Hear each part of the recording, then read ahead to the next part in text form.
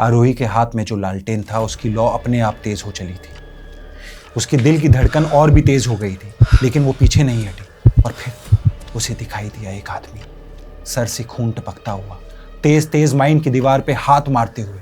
और उसके पास पड़ा हुआ था एक और आदमी जिसका मुंह खुला हुआ था और आंखें अंदर धसी हुई थी, और उसका पैर माइन के एक बड़े से पत्थर में फंसा हुआ था।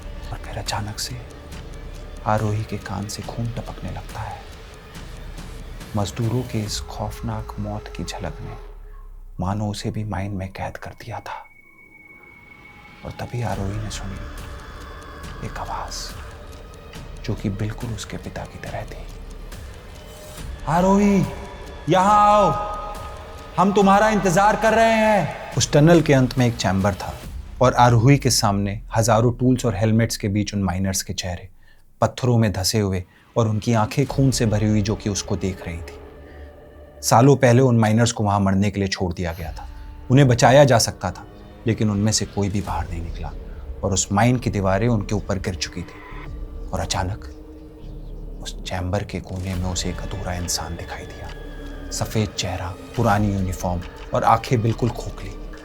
उस लालटेन की रोशनी में उसने देखा कि वो सिर्फ उसके पिता का चेहरा नहीं था,